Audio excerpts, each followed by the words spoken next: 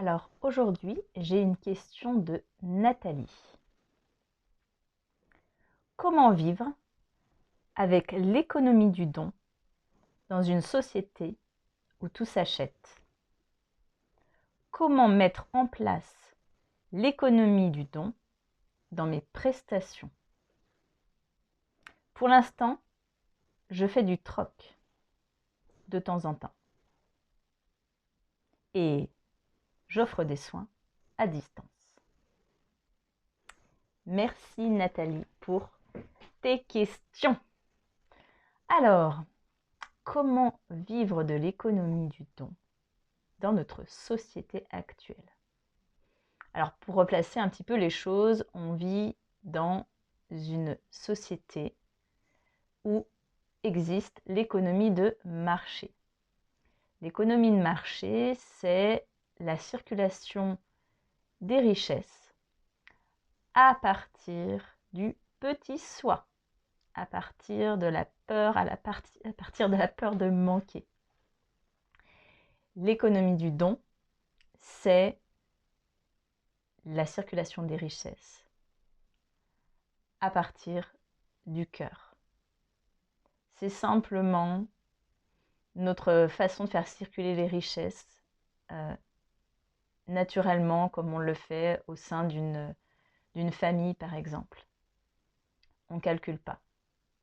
C'est effectivement comment on contribue pour le bien commun plutôt que pour soi individuellement. Donc c'est un état d'esprit. Donc comment on fait? Eh bien on fait, c'est tout. Alors on fait un petit peu à contre-courant de ce qui est usité. On paraît un peu étrange, mais en tous les cas, l'autorisation ne vient que de soi. Et on peut faire exactement le même geste sans être dans le même état d'esprit. C'est-à-dire que je peux tout à fait aller acheter ma baguette de pain pour moi parce que j'en ai envie. Et je peux aussi aller acheter ma baguette de pain avec la conscience de ma contribution pour l'autre. En fait, du pouvoir qu'a cet acte d'aller acheter cette baguette de pain. Dans le premier cas, je vais prendre ma baguette de pain et je vais donner ce qu'il faut pour rien devoir. Et dans le deuxième cas, je vais aller accueillir en fait une baguette de pain, recevoir une baguette de pain et donner le pouvoir à l'autre de pouvoir continuer à fabriquer des baguettes de pain, à vivre, etc., etc. Donc c'est avant tout un état d'esprit.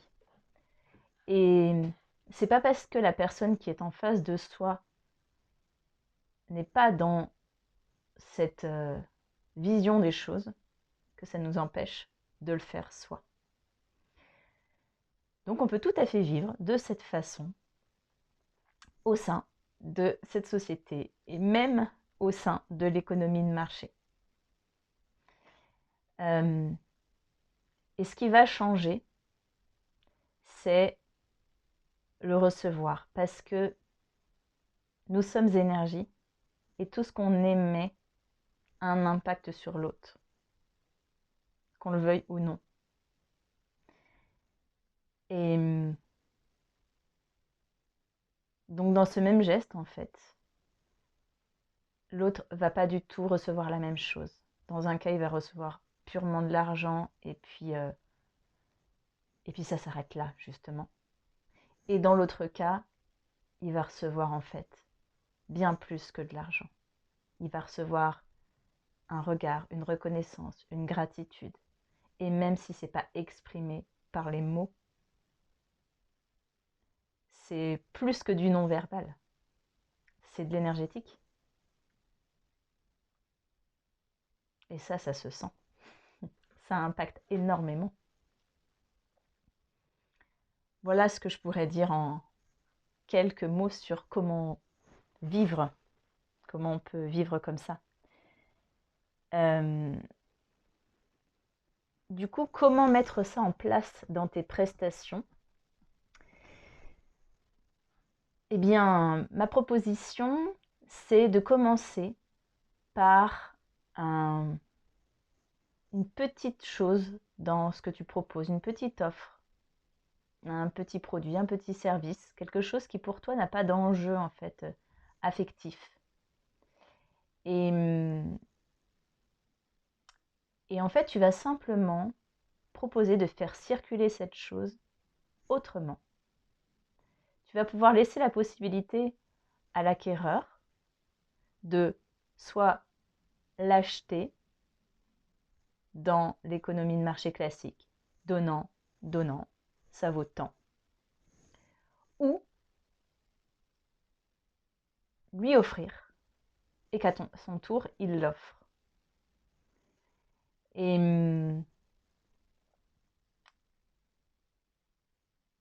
ça va tout changer, et pour toi et pour lui. Parce que d'une pierre, il va faire deux coups. Il va bénéficier de ce cadeau, lui, et il va pouvoir en plus faire bénéficier de ce même cadeau pour quelqu'un d'autre. Sauf que l'argent qu'il aura mis, ce ne sera pas pour le sien, ce sera pour quelqu'un d'autre.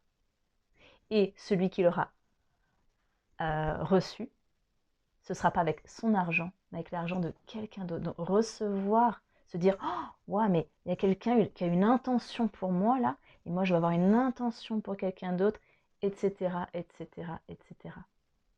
Ça, c'est magique. Donc laissez le choix à celui qui vient vers toi pour ton service ou ton produit, de lui dire ok, tu peux me l'acheter, tu me donnes voilà, ce qui est juste pour moi, donc voilà, ton prix, ton tarif, et basta, on ne se doit rien. Ou alors, avec la même somme, on va l'offrir à quelqu'un d'autre, et moi je vais t'offrir le tien. Ou voilà, il vient de quelqu'un d'autre, etc., etc. Et ça crée une chaîne, ce qu'on appelle une chaîne du don. Voilà une petite proposition pour toi Nathalie et pour tous ceux qui nous écoutent. Pour l'instant, donc tu fais du troc de temps en temps. Donc ça me permet de clarifier quelque chose. En fait, le troc, ce n'est pas du tout de l'économie du don. L'économie du don, c'est pas une économie sans monnaie. Et ça, c'est quelque chose qui est pas souvent compris. Quand on parle d'économie du don, les gens, ils entendent soit bénévolat, soit troc. Voilà, en fait, il n'y a pas d'argent. Comme si dans l'économie du don, on était lavé de ça. Comme si l'argent, la monnaie, c'était quelque chose qui avait du pouvoir et que c'était pas très positif. Et quand on entend don, on entend sainteté, donc on se dit, bah elle vit du coup comme ça quoi, par magie, sans rien. Mais non, on est bien dans la matière. Donc le troc, faut pas croire du tout que c'est de l'économie du don. C'est simplement les prémices de l'économie de marché. C'est du donnant, donnant. Mais sauf qu'il n'y a pas de monnaie entre les deux. Donc je te donne mon poulet et toi, tu me laves ma voiture. Voilà. Voilà, ça c'est du troc. Et c'est pas parce qu'il n'y a pas de circulation de monnaie entre les deux que c'est du don. Parce qu'il peut y avoir le même état d'esprit de vouloir quelque chose pour soi et pas faire quelque chose pour l'autre. Parce qu'en règle générale, on veille à ce que ce soit juste, que ce soit équitable.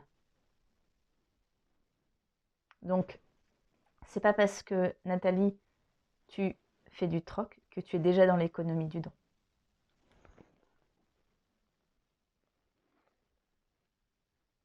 Et enfin, donc tu offres des soins à distance. Donc, quand tu dis tu offres, je suppose que tu proposes des consultations gratuites. Et là encore, il y a quelque chose à préciser.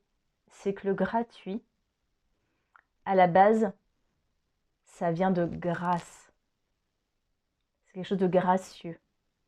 Donc c'est comme si quelque chose qui m'a été donné, je le donne. Et c'est beau. Aujourd'hui, quand on entend gratuit, les gens entendent 0 €. Donc, sans valeur. Donc, c'est très chouette déjà que tu parles d'offrir. Parce que dans offrir, on entend vraiment le cadeau. Néanmoins, c'est important de voir qu'est-ce qui se cache derrière ces soins que tu offres.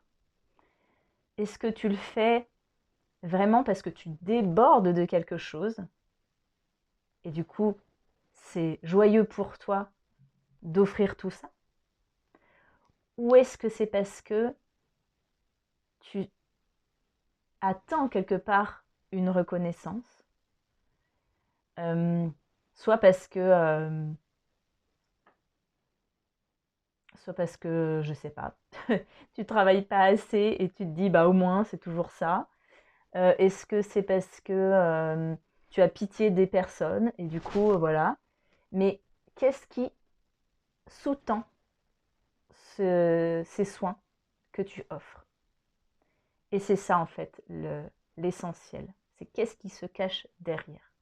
Donc en clair, qu'on soit dans l'économie du don ou dans l'économie de marché, le plus important, c'est l'alignement intérieur. Qu'est-ce qu'il y a derrière? Quelle est la vérité qui se cache? Parce qu'il y a sans doute des personnes qui vont se dire « Ah ouais, stratégiquement, c'est pas mal cette idée-là de chaîne du don, etc. Ouais, ça pourrait être... Mais là, c'est du calcul. Et là, ça ne marchera pas, ça fera en tous les cas pas l'effet escompté. Et puis, il y a des gens qui peuvent très bien vivre dans l'économie de marché, mais ils sont tellement dans cette conscience du pouvoir qu'ils ont en faisant circuler leur richesse, qui sont en fait déjà dans l'économie du don. Voilà, j'espère avoir répondu à tes questions, d'avoir enrichi tous ceux qui ont pu écouter cette vidéo. Et je vous dis à bientôt. Bye bye!